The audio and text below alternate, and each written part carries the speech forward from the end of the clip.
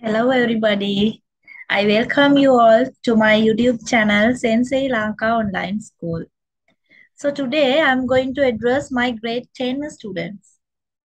So this is the start of my new lesson series of grade 10 Geography English Medium syllabus. So my dear children, today I'm going to start my lesson series with unit number 1. So let's have a look at your syllabus first, and then I'll introduce you the lessons one by one within a short time. After that, we can start unit number 1. So today we can learn unit number 1, lesson 1. So let's go forward, and shall we share the presentation now? I'm going to share the presentation with you.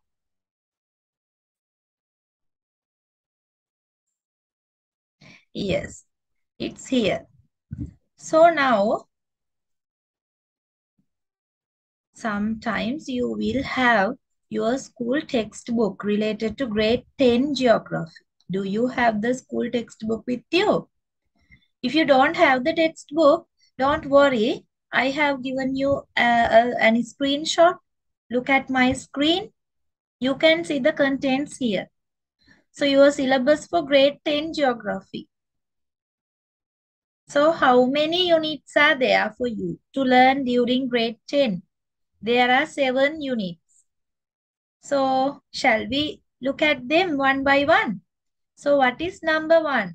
The composition of the earth. Unit number 1 in grade 10 syllabus is the composition of the earth. What is it about? In this lesson, you can learn a lot of important information about the earth, about the several parts of the earth, subsystems of the earth, just like atmosphere. So there may be some familiar topics, and also there may be some new topics for you in this unit. So I hope to come with a lot of small lessons for you. Then you will understand the unit very easily. So stay with me. Please subscribe my channel and ring the bell icon. Then you can get all the notifications related to each of the lessons. Then number 2, unit number 2. The major physical characteristics of the earth. What are the major physical characteristics of the earth? We are going to learn them in unit number 2. Number 3, what is unit number 3? Major types of agricultural land utilization in the world. There we can enjoy learning agricultural activities not only in Sri Lanka but also in other countries. With new pictures, with the video clips and many other things, we can enjoy this lesson. And then number 4, agriculture in Sri Lanka.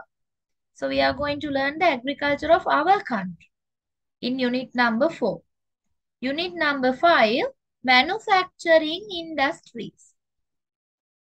What are the manufacturing industries? You know, making vehicles and making many other things. So we can learn them. What are the benefits? How can we do them? What do they do for our economy? We can learn about them. Manufacturing industries. Number 6, the distribution of a few industries in Sri Lanka. Their problems and the trends we are going to learn. And then finally, number 7, introduction to maths. But my dear children, it is given as the last unit in your book.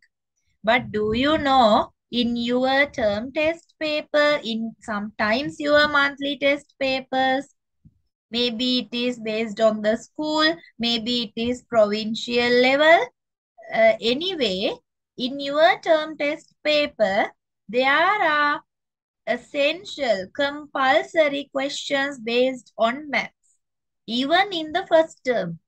So, although it is coming as unit number 7, the last unit, we have to learn it from the beginning. Then only you can face your paper smartly. Okay, so stay with me, stay with my lessons. I will discuss the maps time to time, I will remind everything necessary for you. So, my dear children, now you are in grade 10. Then next year, you have to face a very big exam. Don't be afraid of your O-level examination. It is only a one page in our life. You have to turn that page smartly. So, Pute, you have to know the structure of paper. You have to know the structure of your O-level examination paper, geography. Just like the Sinhala medium paper, your English medium paper is also the same. The language is the only difference. So now even in grade 10, when you are having the term test, you will get a paper similar in structure of the O-level. O-level paper එකේ විදියම structure එකකට තමයි අපි grade 10 වල ඉඳන් paper discussions කරන්නේ, model papers කරන්නේ, term test papers කරන්නේ. Everything, all the examinations will be based according to the structure of the O-level paper. So, Pute, what is the structure of the paper? There are two parts. So, what are the two parts? Geography 1 and Geography 2. So, you have to answer these two papers. So, Geography 1 is really easy. Easy means not the questions, the structure. Because it is having only 40 questions. Maybe MCQs and sometimes maybe short answer questions. Anyway, it has only 40 questions. Paper 1 or Geography 1. Then what is Geography 2?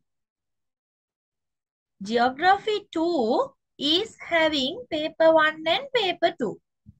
භූගෝල විද්‍යාව දෙක කොටස කියන paper එක paper 1 කියලා එක කොටසකුත් paper 2 කියලා තව කොටසකුත් තියෙනවා. එකම paper එකේ තමයි. පුතේ paper 1 it has only one question. It is compulsory. භූගෝල විද්‍යාව දෙක කොටසේ පළවෙනි ප්‍රශ්නය අනිවාර්යයි. It is from 1 to 50,000 maps. It is from topographic map of Sri Lanka. You will be given a piece of map, a colored printout will be given for you. The questions will be based on that. Then paper 2, that means the second part, you have to select only 4 questions from the given questions. So altogether in Geography 2, you have to answer 5 questions. First one is compulsory. Then you have to select another 4. Altogether, you have to answer 5 questions.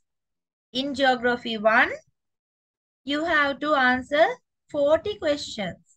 MCQs. This is the structure of your paper. Then, my dear children, you have to remember there will be essay type answers. So, what are the essay type questions? For the essay type questions, you have to answer in the type of an essay. You have to write the answer in paragraph. There may be 1, 2, or 3 paragraphs. It should be logical. All the necessary information should be written there. So, please stay with me. I will come to meet you time to time with some model paper discussions, with some past paper discussions, and also specially I will do some activities with you, activities for you to learn how to write essay type answers. I will help you to practice them. So stay with me. Please subscribe my channel and then ring the bell icon. Then you can get all my notifications. So you can look at my video lessons and learn a lot of things. That is about the structure of the paper. So now we are going to start unit number 1. What is the name of unit number 1 in your grade 10 school textbook? The composition of the earth. The composition of the earth. What is the Sinhala meaning? composition, සංයුතිය.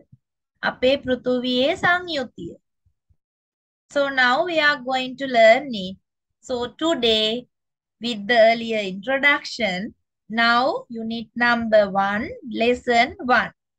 So come to unit number 1, lesson 1 with me. What is it? What is it about? Introduction to the earth. Introduction to the earth. What is the introduction? You can go to your school textbook and look at the first page. Here I have given you a screenshot of it.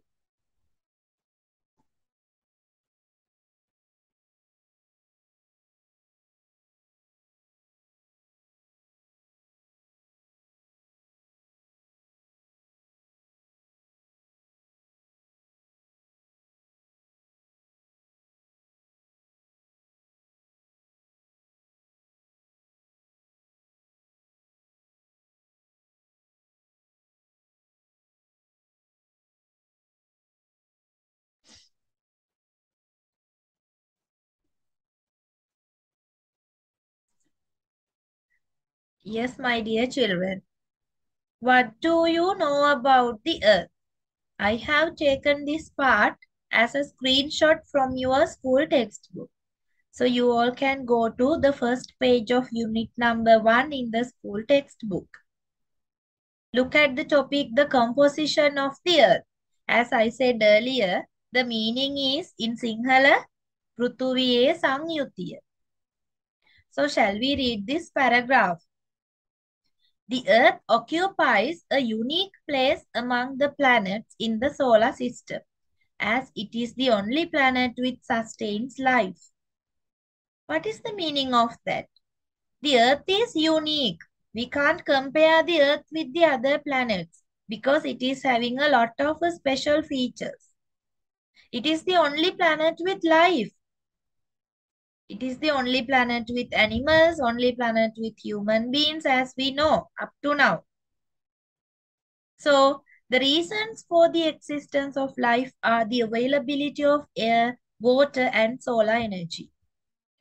So here you can see the reasons for the existence of life on earth. I will explain them one by one in the future. So I'm going quickly. Then look at the objective of this lesson. What is the objective? අරමුණ. මේ පාඩම ඉගෙන ගන්න එකේ අරමුණ මොකක්ද? The objective of this lesson is to examine in detail the composition of the earth, which is our habitat. So what is a habitat? It is the place of living. Our habitat. This is the place that we live in. Planet Earth is our place of living. So it is our habitat. We are going to learn the composition of it. Okay, children. So let's move forward. Reasons for prevailing life on Earth. Earlier we said the Earth is the only planet with life.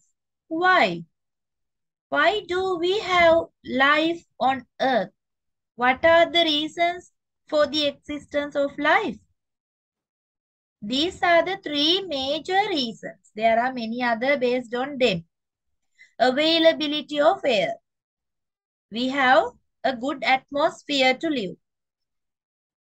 For human beings, we need oxygen to breathe. So we have enough oxygen.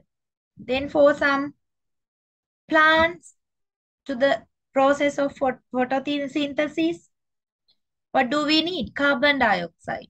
So we have carbon dioxide in our atmosphere.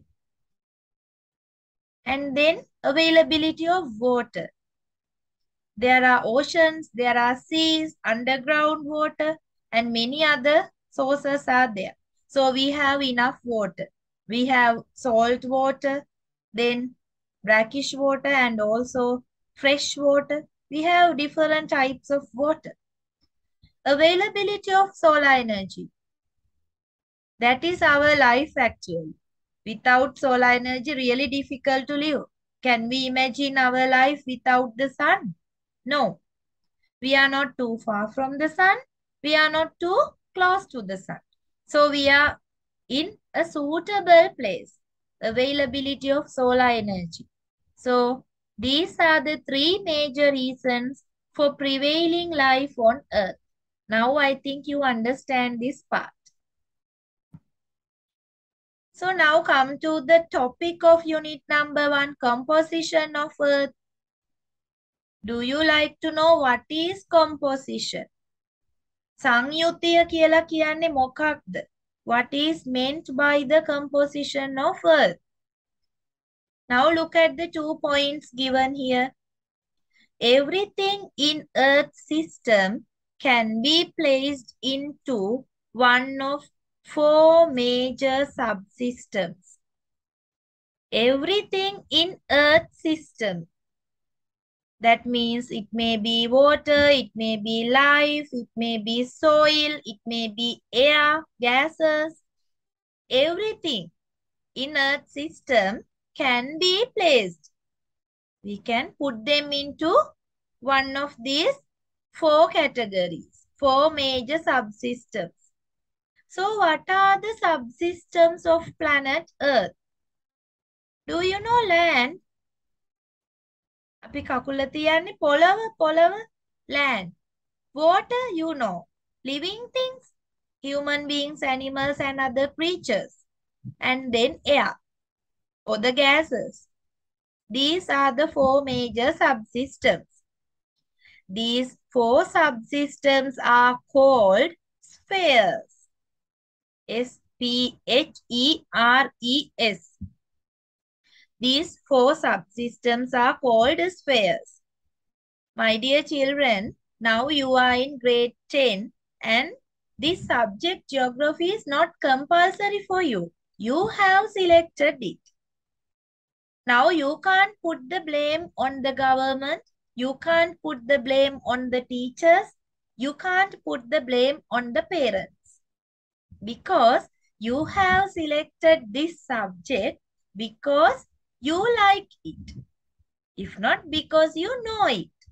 So now you can't do the mistakes. You are going to face O-level examination next year.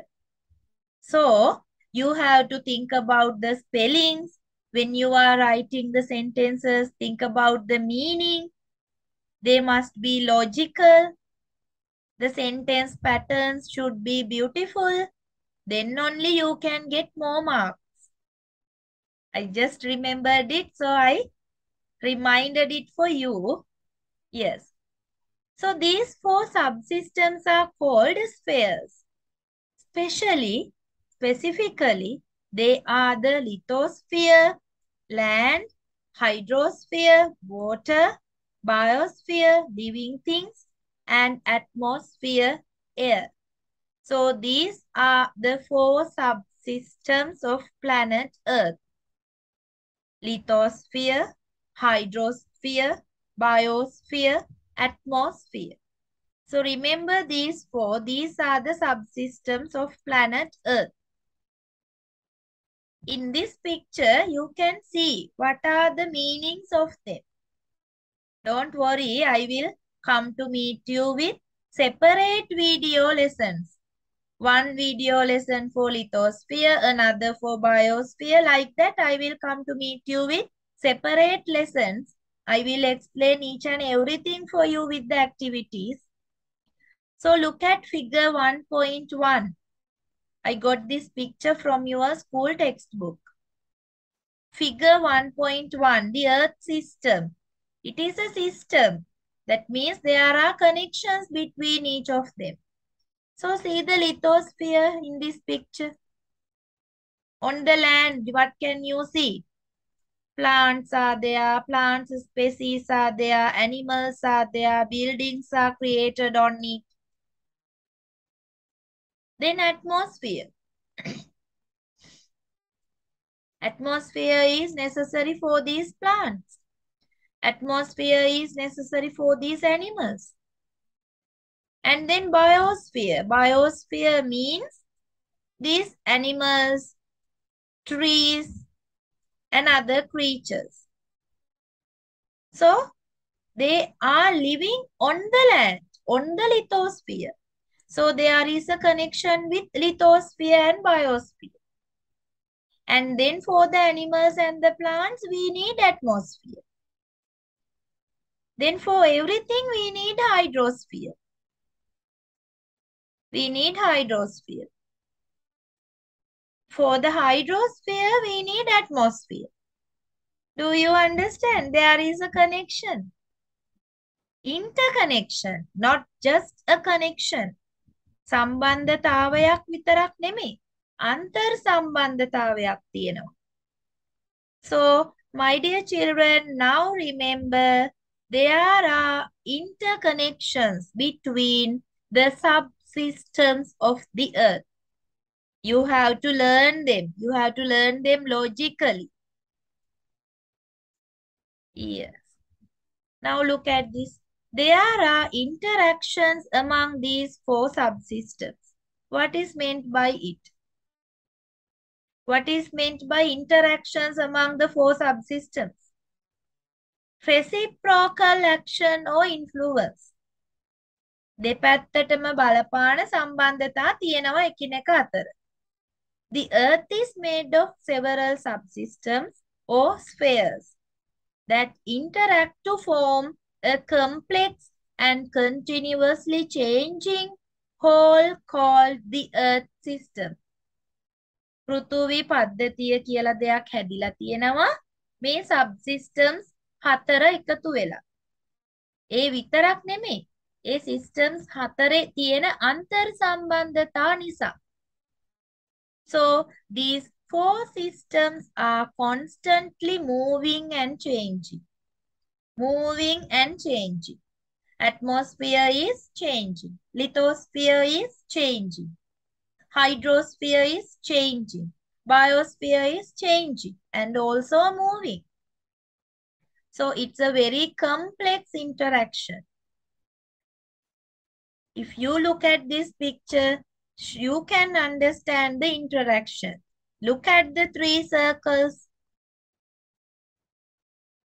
When you look at these circles, can you see in the middle some parts are overlapping? Why? Because of that interaction. So shall we look at the things given here? Hydrosphere. Look at the note here. The water on the surface of the earth in oceans, rivers, lakes, rain and mist. Even the snow includes into this. Biosphere. Living matter on earth, including all plant and animal life forms. Atmosphere. It is a thin, fragile layer of gases that surrounds the earth. Lithosphere. Earth's crust, including landforms, rocks, soils, and everything. So, my dear children, this is only a very small introduction about the 4 systems of the planet Earth. We can discuss them later one by one. So now, there is an interaction among these 4 subsystems. For example, I got this part from your school textbook. It is a screenshot.